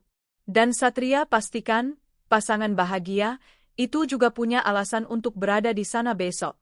Mungkin, kartu kredit Sinta ditolak saat mencoba membeli tas baru? Itu akan membuat mereka panik dan pergi ke bank. Dan kebetulan, bank itu ada di mall yang sama. Saya akan mengaturnya, Nona Renata. Bagus. Sekarang, aku mau tidur. Besok hari besar. Wijaya Plaza. Mall termewah di ibu kota, permata di mahkota bisnis retail Wijaya Group. Tentu saja, aku pemiliknya. Aku melangkah keluar dari limousine hitamku, bukan sebagai Ana, yang takut-takut, tapi sebagai Renata Wijaya. Aku mengenakan powersuit berwarna burgundi yang dijahit khusus, sepatu hak tinggi Manolo Blahnik yang berketuk tajam di lantai granit, dan kacamata hitam dari Chanel. Rambut bob hitamku berkilau sempurna.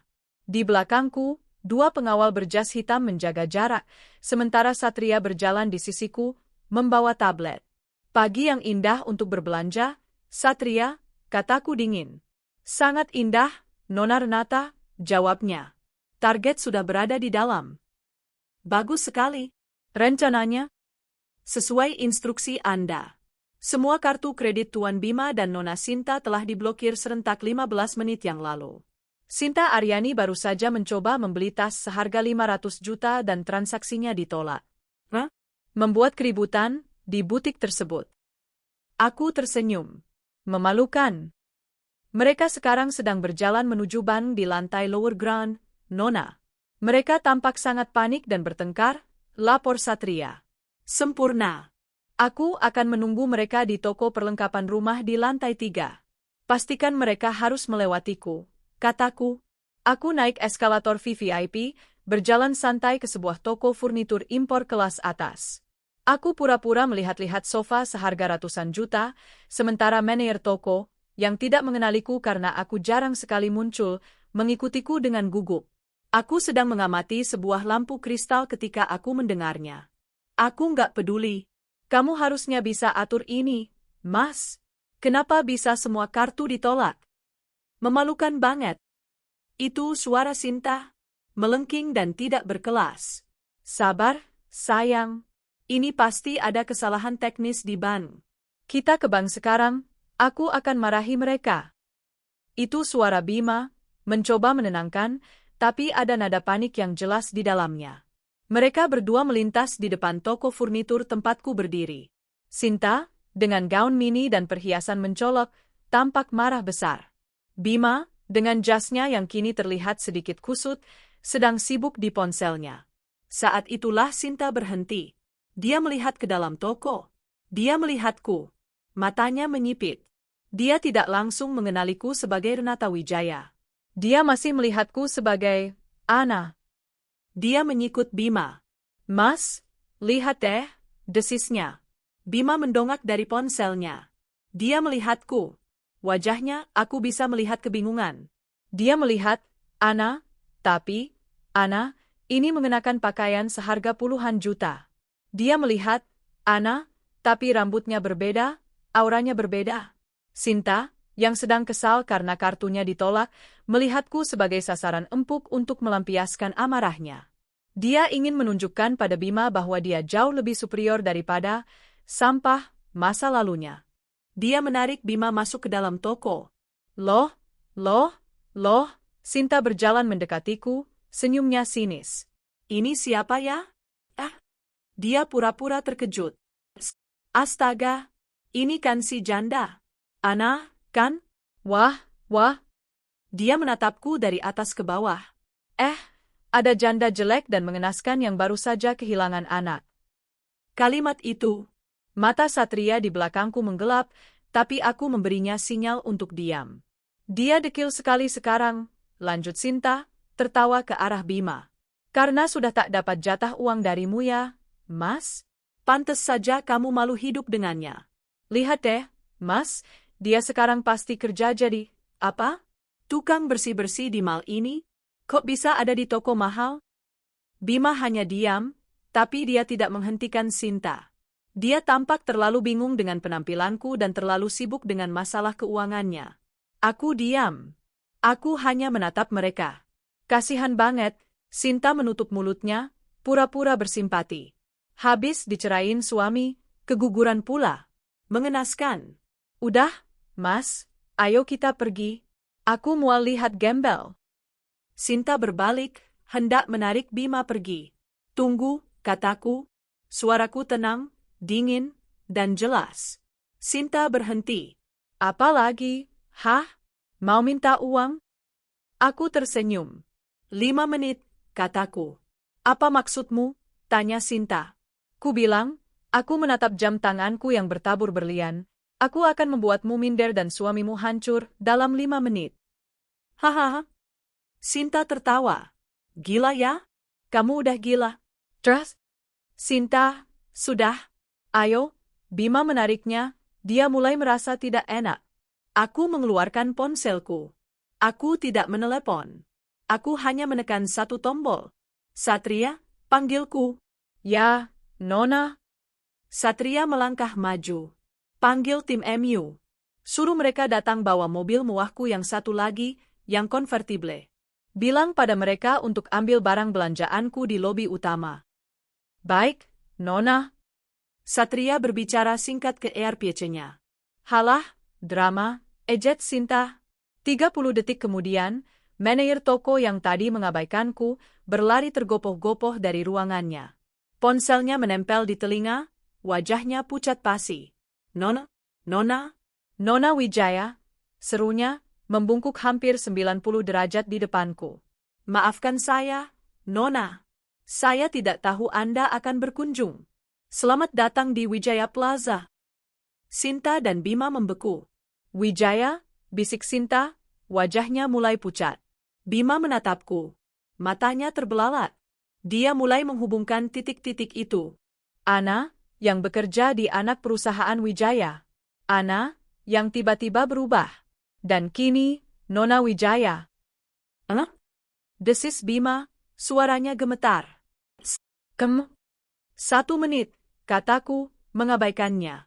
Tepat saat itu, tim yang kupanggil datang.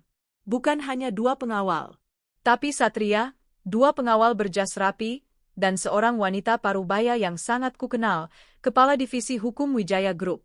Nona Renata, kami sudah siap, kata si wanita itu. Aku mengangguk. Aku berbalik menghadap Bima dan Sinta. Wajah Sinta kini sepucat mayat. Dia mencengkeram lengan Bima erat. Bima Prakasa, kataku. Si wanita hukum melangkah maju, menyerahkan sebuah amplop tebal pada Bima. Atas nama Dewan Direksi Wijaya Group, ini surat pemecatan Anda. Efektif detik ini juga. Pemecatan? Bima tergagap, tangannya terlalu gemetar untuk menerima amplop itu. Apa? Atas dasar apa? Kinerja saya bagus, protes Bima, mencoba mengumpulkan sisa-sisa arogansinya. Atas dasar, aku menjawab, melangkah mendekatinya, korupsi, penggelapan dana perusahaan, markup proyek vendor, dan penyalahgunaan fasilitas kantor. Total kerugian yang kau timbulkan, 28 miliar rupiah. Mata Bima terpejam. Dia tahu aku tahu. Dan untukmu, aku beralih ke Sinta. Si wanita hukum menyerahkan surat somasi padanya. Itu, apa itu? Sinta tergagap. Surat perintah penyitaan aset, jelasku. Rumah penthouse yang kau tinggali, dibeli dengan uang haram. Mobil sport merah di garasimu, dibeli dengan uang curian. Semua tas dan perhiasan yang kau pakai, yang dibeli pakai kartu kredit perusahaan, akan disita kembali. Termasuk, aku melirik kalung berlian di lehernya, yang itu. Tidak. Mas, katakan sesuatu. Ini enggak benar. Sinta histeris. Bima tidak bisa berkata apa-apa. Dia hanya menatapku, matanya penuh teror dan penyesalan yang terlambat. Dia menjatuhkan amplop pemecatannya. Janda jelek, kataku pelan, mengulangi hinaannya. Ana, Wijaya? Wijaya Group. Kamu bosnya, bisik Bima, akhirnya mengucapkan kata-kata itu. Aku tertawa. Tawa kering yang menggema di toko yang mendadak hening itu. Kataku, suaraku kini keras dan penuh kuasa. Janda yang kau hina itu, membuat hidup kalian mengenaskan. Aku menunjuk wajah Sinta yang berurai air mata. Karena janda itu yang memiliki perusahaan tempatmu kerja. Jadi, janda jelek ini siap melihat kalian hancur jadi gembel. Hahaha. Mereka kaget. Syok. Tak bisa berkata apa-apa. Bima, dalam gerakan putus asa, tiba-tiba jatuh berlutut di depanku. Nona, Maafkan aku. Dia menangis, mencoba meraih kakiku. Aku tidak tahu. Aku menyesal. Tolong jangan hancurkan aku. Aku mohon. Aku mundur selangkah, menatapnya dengan jijik. Maaf, desisku. Lihat mukamu pun aku malas. Aku berbalik. Terima akibat pengkhianatanmu. Kalian jadi gembel. Aku berjalan pergi. Satria, panggilku sambil lalu. Blokir semua ATM-nya. Tarik mobil sport dan penthouse-nya hari ini juga. Dan pastikan laporan pidananya masuk ke kejaksaan sebelum jam makan siang. Baik, Nona Renata. Dan? Aku berhenti di pintu toko, menoleh sedikit ke belakang untuk melihat mereka, Bima yang tersungkur di lantai dan Sinta yang membeku syok. Selamat menikmati sisa hidup kalian. Aku tersenyum, lalu berjalan pergi, meninggalkan mereka dalam kehancuran total yang baru saja mereka sadari. Aku berjalan keluar dari toko furnitur itu tanpa menoleh ke belakang. Ketukan sepatu hak tinggiku di lantai granit mal adalah satu-satunya suara yang kudengar, ritmenya teratur dan mematikan. Aku tidak perlu menoleh untuk tahu apa yang terjadi. Aku bisa merasakan tatapan ngeri dari Bima, tatapan penuh kebencian dari Sinta, dan tatapan takut dari manajer toko. Satria dan tim hukumku mengikutiku seperti bayangan. Nona Renata, bisik Satria sambil kami menuruni eskalator VIP, perintah Anda sudah dilaksanakan. Semuanya, tanyaku dingin, sambil membetulkan kacamata hitamku. Tim di lapangan sedang bergerak. Penthouse sedang disegel saat kita bicara. Mobil sport merah sudah diderek dari parkiran mal ini 5 menit yang lalu. Semua rekening bank atas nama Bima Prakasa dan Sinta Aryani beku total. Bagus. Dan laporan pidana? Sudah saya kirim ke Kejaksaan Agung tepat jam 11.55. Tepat sebelum jam makan siang, jawab Satria. Aku tersenyum tipis. Sempurna. Aku melangkah keluar dari lobi utama Wijaya Plaza. Udara siang yang panas terasa sejuk di kulitku. Sebuah limousine hitam legam berhenti dengan mulus di depanku. Pengawal membukakan pintu. Saat aku hendak masuk, aku mendengar keributan dari pintu lobi yang sama. Lepaskan aku. Kau tidak tahu siapa aku. Itu suara Sinta. Histeris. Aku berhenti sejenak, melirik dari balik kacamata. Bima dan Sinta sedang ditahan oleh 2 petugas keamanan mal. Wajah Bima pucat pasi, kemejanya basah oleh keringat. Sinta meronta-ronta, riasan wajahnya mulai luntur oleh air mata amarah. Maaf, Pak, Bu, kata petugas keamanan itu dengan tegas. Kami mendapat laporan Anda membuat keributan di salah satu tenant kami. Anda harus kami antar keluar. Keributan? Jalang itu yang memulainya. Sinta menunjuk ke arahku, tapi dia terlalu jauh dan pengawalku langsung membentuk barikade. Kami hanya ingin pergi ke parkiran. Ambil mobil kami, bentak Bima, suaranya gemetar, mencoba mempertahankan sisa wibawanya. Ah, soal itu, kata Satria pelan, berbicara ke RPC-nya.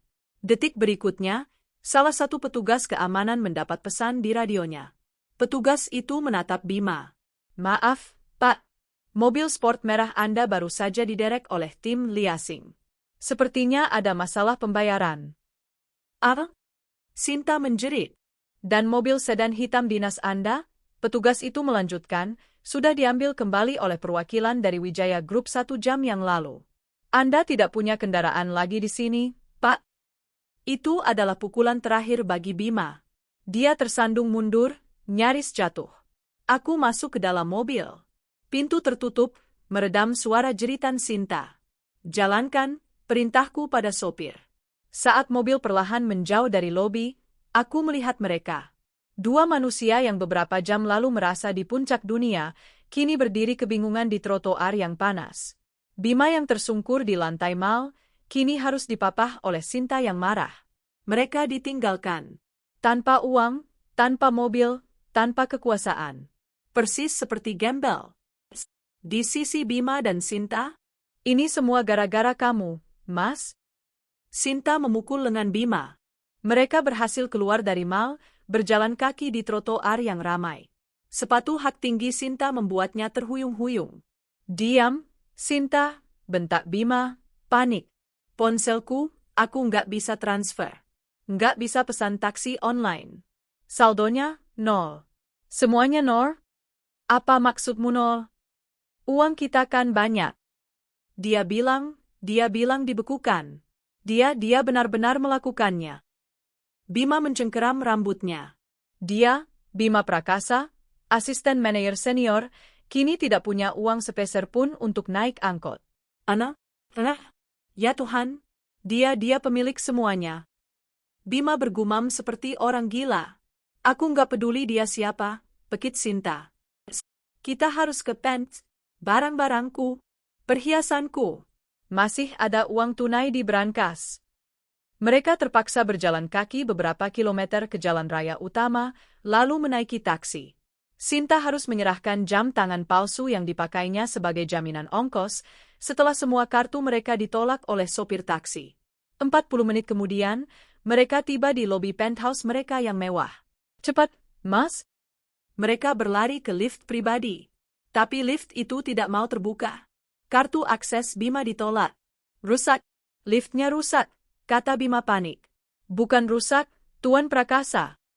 Seorang petugas keamanan gedung yang baru, didampingi oleh 2 pria berjas hitam, orang-orang Satria, menghampiri mereka. Kartu akses Anda sudah dinonaktifkan. Anda dan Nona ini tidak lagi diizinkan masuk ke gedung ini. Apa hak kalian? Ini rumah saya. Saya membelinya, teriak Bima. Pria berjas itu tersenyum dingin. Rumah yang Anda beli dengan uang muka hasil korupsi dari Wijaya Group.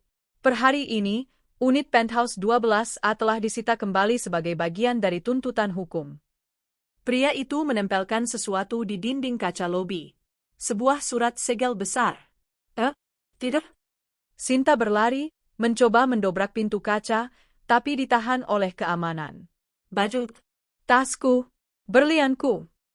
Semua barang di dalamnya, kata pria berjas itu, telah diamankan sebagai barang bukti. Bima terduduk di lantai lobi yang dingin. Habis. Semuanya habis. Dalam waktu kurang dari 3 jam, dia beralih dari seorang eksekutif kaya raya menjadi seorang pesakitan tanpa rumah. Mas? Sinta menarik kerah baju Bima, wajahnya basah oleh air mata dan keringat. Mas, lakukan sesuatu. Kita jadi gembel sekarang. Aku nggak tahu, Sin. Aku nggak tahu. Bima menangis. Dia akan memenjarakanku. Dia bilang korupsi. Mata Sinta membelalak. Penjara. Dia menatap Bima, bukan lagi dengan cinta atau kekaguman, tapi dengan kebencian murni. Pria di depannya ini bukan lagi tiket emasnya. Pria ini adalah pemberat yang akan menenggelamkannya. Gara-gara kamu, desis Sinta. Kalau saja kamu nggak bodoh ninggalin dia. Kalau saja kamu... Sinta berteriak, lalu dia menampar Bima keras. Aku nggak mau ikut jadi gembel sama kamu. Sinta berbalik. Dia melepas sepatu hak tingginya yang menyakitkan, melemparnya ke lantai, dan berlari keluar dari lobi mewah itu dengan kaki telanjang. Dia meninggalkan Bima sendirian, tersungkur di lobi, ditatap iba oleh petugas keamanan. Bima Prakasa ditinggalkan oleh selingkuhannya, setelah ditinggalkan oleh istri yang telah ia hancurkan. Di Men Shafn Wijaya, aku sedang duduk di taman belakang, secangkir teh melati hangat ada di tanganku. Matahari mulai terbenam. Satria datang. Nona Renata, bagaimana? Sesuai prediksi Anda. Nona Sinta meninggalkan Tuan Bima di lobi penthouse setelah tahu semuanya disita. Tuan Bima saat ini masih duduk di sana, syok. Aku mengangguk pelan. Jalang akan selalu jadi jalang. Dan pengecut akan selalu jadi pengecut. Apa yang harus kita lakukan pada Nona Sinta? Nona. Biarkan dia. Dia pikir dia bisa lari? Dia juga menikmati uang haram itu. Namanya ada di tuntutan sebagai penerima barang hasil kejahatan. Biarkan polisi yang menjemputnya besok. Malam ini, biarkan dia merasakan rasanya tidak punya tempat bersembunyi. Dan Tuan Bima? Biarkan dia di sana. Biarkan dia merasakan dinginnya lantai. Biarkan dia merenungi nasibnya. Besok pagi, polisi akan menjemputnya di sana atas laporan pidana kita. Aku menyesap tehku. Aku mau dia masuk penjara, Satria. Aku mau dia membusuk di sana karena telah membunuh anakku. Akan kami pastikan, Nona, tim hukum juga akan memproses gugatan cerai dari pihak Anda. Ya, kataku, gugat dia, bukan karena dia selingkuh. Gugat dia karena dia kriminal. Dan pastikan, dia tidak dapat sepeser pun dariku. Termasuk nama baiknya. Malam itu, untuk pertama kalinya setelah sekian lama, aku tidur. Tidak nyenyak. Tapi setidaknya, aku tidur dengan kesadaran bahwa keadilan untuk Arga baru saja dimulai. Matahari pagi menembus dinding kaca lobi penthouse yang mewah, sinarnya terasa mengejek. Bima Prakasa terbangun dengan kaget. Bukan di ranjang king size yang empuk, tapi di sofa lobi yang keras dan dingin. Lehernya kaku, kepalanya pusing, dan mulutnya terasa kering. Semalam, dia tidak diizinkan pergi. Petugas keamanan, orang-orang Satria, telah mengawasinya sepanjang malam. Dia tidak bisa tidur. Dia hanya duduk, gemetar, saat kepingan-kepingan realitas menghantamnya satu persatu. Ana adalah Renata Wijaya. Istrinya yang sederhana adalah bosnya. Kekayaannya adalah milik istrinya. Promosinya adalah pemberian istrinya. Kejatuhannya adalah perintah istrinya. Dia telah menghina, mengkhianati, dan meninggalkan seorang pewaris. Dia telah membiarkan selingkuhannya mendorong istrinya yang sedang hamil. Istrinya yang janda jelek dan mengenaskan yang baru saja kehilangan anak. Hinaan Sinta di mal itu kembali terngiang. Kehilangan anak. Bima meremas rambutnya. Astaga, Ana, dia keguguran? Anakku mati. Itu bukan lagi sekadar pendarahan biasa. Anaknya telah tiada. Dan dia meninggalkannya di lantai yang berlumuran darah. Rasa penyesalan yang menyesakkan, yang terlambat datang, menghantamnya. Tapi itu bukan penyesalan murni. Itu adalah penyesalan yang bercampur dengan teror. Dia bukan hanya kehilangan kekayaannya. Dia telah melakukan kejahatan, korupsi, dan yang lebih buruk, dia telah menyakiti orang yang memegang nyawanya di tangan. Tuan Prakasa? Bima mendongak. 2 orang pria berseragam polisi, didampingi oleh pria berjas hitam dari tim Satria, kini berdiri di depannya. Petugas keamanan lobi yang lain menatapnya dengan penuh minat. Anda Bima Prakasa? Tanya polisi itu, suaranya resmi dan dingin. Sae? Anda ditahan atas dugaan tindak pidana korupsi, penggelapan dana, dan pencucian uang, berdasarkan laporan dari Wijaya Group.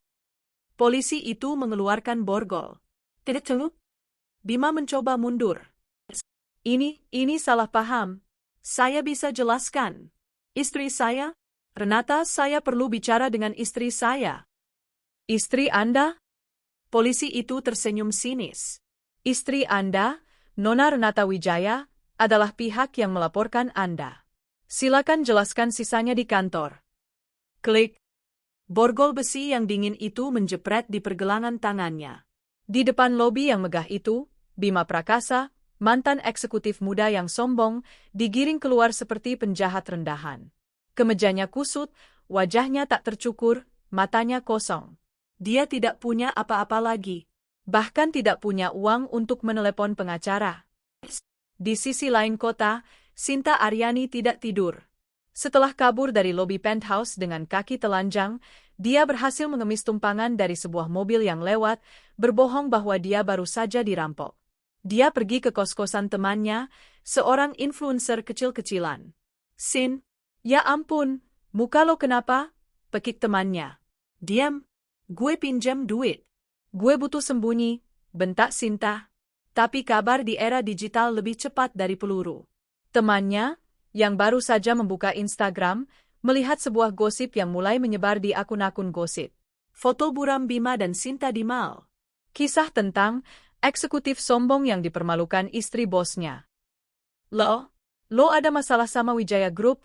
Tanya temannya, wajahnya pucat. Bukan urusan lo. Sorry, Sin. Gue nggak bisa bantu. Gue nggak mau kena masalah. Lo pergi dari sini, kata temannya, mendorong Sinta keluar dari pintu kos. Sinta kini benar-benar sendirian. Dia berjalan tanpa arah di jalanan, ketakutan. Dia tidak punya uang, ponselnya mati, dan dia tahu Renata tidak akan melepaskannya. Penjara. Kata itu terus berputar di kepalanya. Dia bersembunyi di sebuah warteg kecil, gemetar, mencoba memikirkan langkah selanjutnya. Saat itulah 2 polwan wanita masuk ke warteg. Permisi. Sinta Aryani. Sinta membeku. Dia mencoba lari lewat pintu belakang, tapi 2 petugas lain sudah menunggu di sana.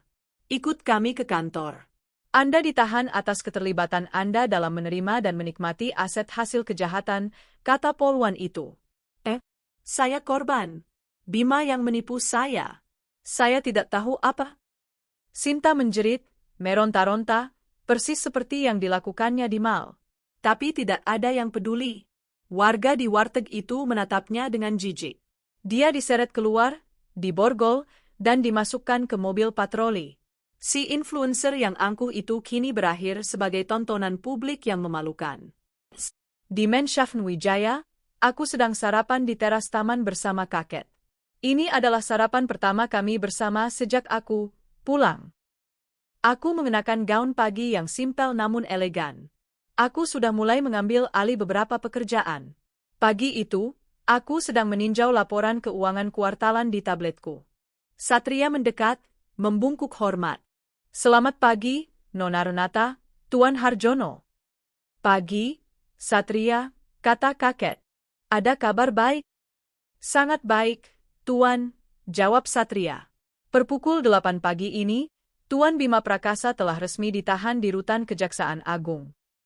Aku tidak mengangkat wajahku dari tablet. Reaksinya, tanyaku. Syok. Putus asa. Dia menyebut nama Anda, Nona. Meminta untuk berbicara dengan istrinya. Aku tertawa kecil. Istri. Kata yang lucu. Dan Nona Sinta Aryani, lanjut Satria. Ditahan di Polres Metro 1 jam yang lalu. Dia mencoba kabur dan menyalahkan Tuan Bima. Tentu saja, kataku. Tikus akan meninggalkan kapal yang tenggelam. Keadilan telah dimulai, cucu, kata kakek pelan, meletakkan cangkir tehnya. Aku akhirnya mengangkat wajahku. Aku menatap kakek. Ini bukan keadilan, kek, kataku.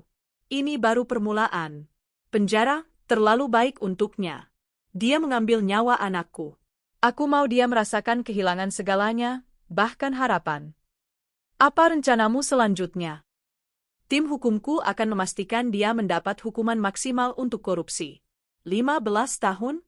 20 tahun? Berapapun itu. Aku menatap Satria. Dan Satria, aku mau kamu pastikan dia tidak punya teman di dalam. Satria mengangguk mengerti. Akan diatur, Nona.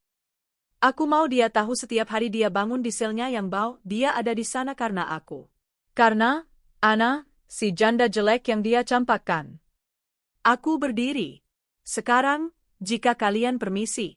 Aku ada rapat Dewan Direksi pertama sebagai Vice Chairwoman. Waktunya kembali bekerja. Aku berjalan masuk ke Mensyahn, meninggalkan kakek yang tersenyum puas dan Satria yang membungkuk dalam. Langkahku tegap. Dendamku belum selesai. Bima boleh saja sudah dipenjara, tapi aku belum selesai membuatnya menderita.